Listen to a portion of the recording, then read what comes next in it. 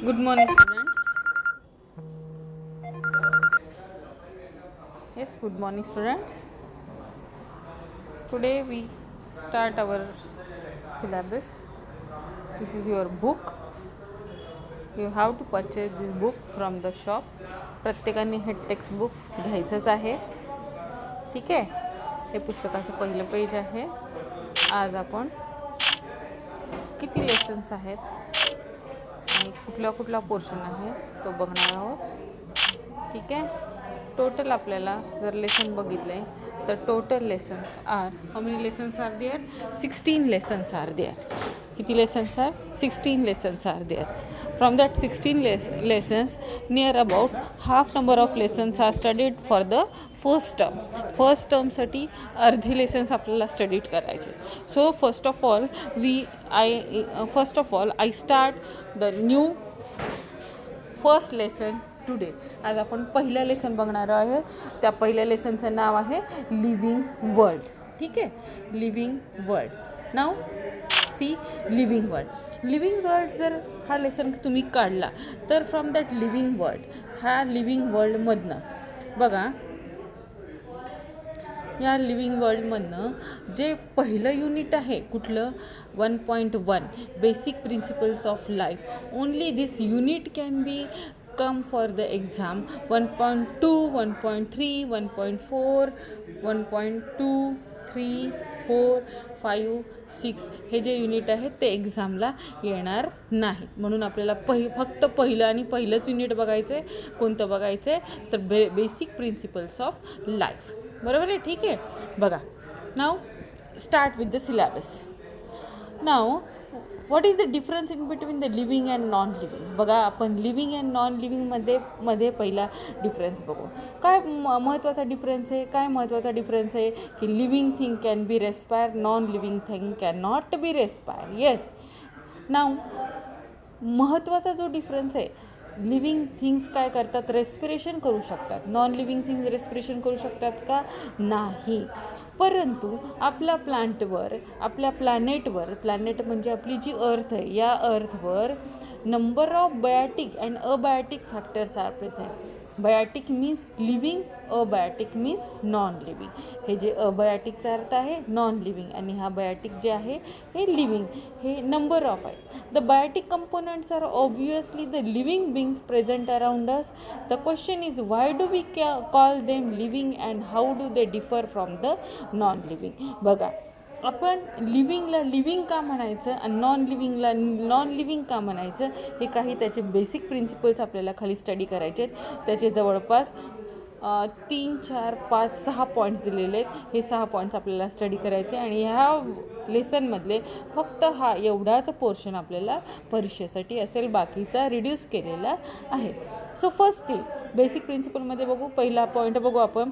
The living being once produce born has to survive. बघा एकदा the living being once produced or born has to survive. For survival it need energy and many chemical molecules. For energy it has to perform metabolism. Metabolism is breaking of molecules and making of new molecules anabolism. बघा living things एकदा produce झाले एकदा जन्मले की काय होतात जगायला लागतात. त्या जगण्यासाठी it needs it needs in energy and many movements. For that energy it perform a metabolic reaction in their body, means metabolism done, and that metabolism is nothing but the anabolism and catabolism.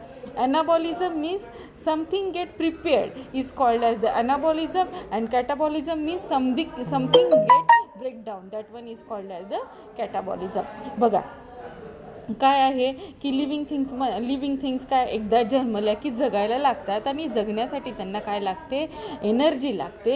He energy त्यांना मेटाबॉलिझममधून मिळते आणि metabolism हे किती रिॲक्शननी होतं ॲनाबॉलिझम आणि कॅटाबॉलिझम ह्या दोघांना मिळून मेटाबॉलिझम म्हणलेलं आहे. हा झाला पहिला पॉईंट. दुसरा पॉईंट बघा. From birth onwards organism show tendency of growth and development. This growth is a well obstructed process. You might have observed sand molds, bolts grow, etc. This growth is not from within and hence there are non-living beings. बघा, from birth onwards organism show tendency of growth and development. जे living organisms आहेत एकदा जन्म झाला की त्यांची tendency काय असते की त्यांची ग्रोथ होते, त्यांची डेव्हलपमेंट होते. This growth is a well obstructed process. ही जी ग्रोथ आहे ही एक वेल ऑर्गनाइज मॅनर असते, एक स्टेप वाईज मॅनरनी असते. ऑर्केस्ट्रेटचा अर्थ आहे एक स्टेप वाईज मॅनरनी. You might have observed sand moulds, boulders grow, etc.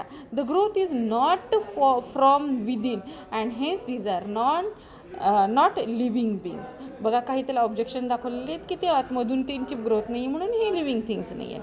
So growth takes place, development takes place. This is the second point. पहिला पॉईंट काय आहे? Metabolism takes place. Now third point, growth and development are not the process which have unlimited time span. बघा, growth and development are not the process which have unlimited time span. At certain point of time the molecule organ system begin to lose their effective working and become old. This is aging process of the body. बघा, third पॉईंटमध्ये काय सांगितलेलं आहे? Growth आणि development हे एका स्टेजपर्यंत होते आणि त्यानंतर ग्रोथ थांबते. The molecules organ system begin to lose their effective working and becomes old. जी तुमची ऑर्गन सिस्टीम असते, जे लिव्हिंग थिंगची ऑर्गन सिस्टीम असते ती वीक व्हायला लागते, ओल्ड व्हायला लागते. And this is the ageing process. म्हणजे लिव्हिंग थिंग्स ह्या एजिंग प्रोसेसमधनं जातात, ओल्ड होतात. दिस इज द थर्ड पॉईंट. नाव तसं नॉन लिव्हिंग थिंग होतात का ओल्ड? नाही, आहे तशा राहतात. ठीक आहे. नेक्स्ट पॉईंट आहे बघा, life has to continue hence the organism tries to produce a young ones like itself. बघा, लिव्हिंग थिंग्समध्ये एक कॅरेक्टरिस्टिक फीचर आहे की life is to be continued. लाईफची कंटिन्युटी राहते, एका लाईफपासून दुसरी लाईफ बनते. एक जीव दुसरा सजीव तयार करू शकतो. It is possible through reproduction. आणि हे कशा थ्रू होतं? रिप्रोडक्शन थ्रू होतं. दिस इन्श्युअर्स कंटिन्युटी ऑफ रेस. याच्यामुळे कंटिन्युटी ऑफ रेस राहते, म्हणजे जीव तयार होण्याची जी प्रक्रिया आहे ती कंटिन्यू राहते. म्यूल स्टराईल वर्क, बीज डू नॉट रिप्रोड्यूस. काही एक्झाम्पल्स दिलेले आहेत की स्टराईल वर्कर्स, म्यूल्स हे रिप्रोड्यूस करू शकत नाही, येट आर लिव्हिंग. ते जरी लिव्हिंग असले तरी काही ऑप्शनल केसेस असतात. Okay, this is the next point. Now next point, E point बघू आपण काय आहे. As the body loses its capacity to perform metabolism the organism dies. As the body loses its capacity to perform metabolism, the organism die. Living things म्हणजे living ऑर्गॅनिझमच्या organ system एकदा त्यांची capacity संपली काम करायची की ती काय होते? ती तो ऑर्गॅनिझमची डेथ होते. द ऑर्गॅनिझम गेट डाईज म्हणजे हे मरून जातात, ह्यांची डेथ होत असते. लिव्हिंग थिंग संपुष्टात येतात, ह्यांची डेथ होते. Next point, any living being responds to thermal, chemical and biological changes in the surroundings.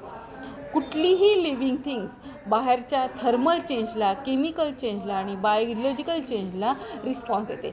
Thermal चेंजला म्हणजे बघा, एक गरम असेल, थंडी वाजत असेल की आपण स्वेटर घालतो, थर्मल चेंज आहे. केमिकल चेंजला रिस्पॉन्सिबल देते, बायोलॉजिकल चेंजला रिस्पॉन्सिबल देते. Responsiveness or irritability is unique property of the living बिंग्स.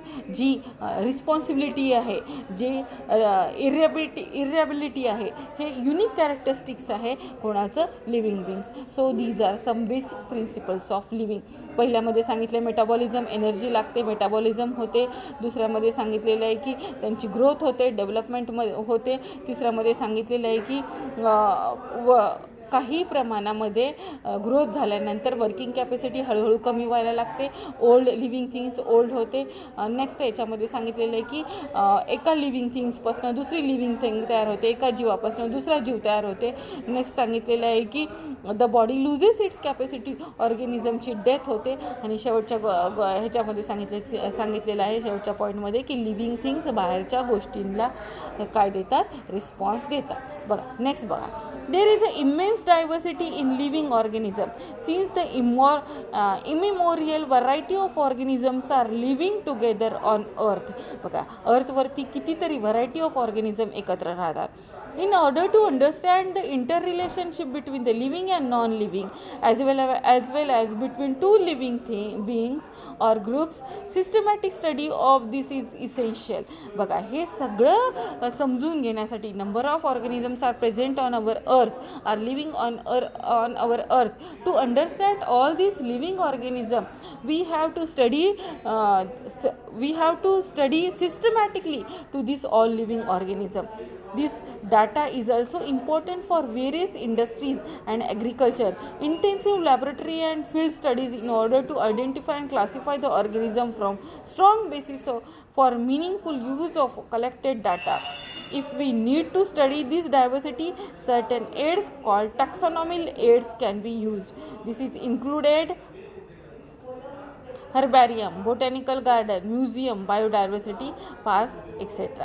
आता याच्यामध्ये काय सांगितलेलं आहे या पॅरेग्राफमध्ये की ह्या living things, number of living things जे आपल्या प्लॅनेटवरती आहे, अर्थवरती आहे, हे स्टडी करण्यासाठी आपल्याला काय लागतं तर एक सिस्टमॅटिक अरेंजमेंट लागते त्या लिव्हिंग थिंगची, जेणेकरून आपण त्याला स्टडी करू शकतो.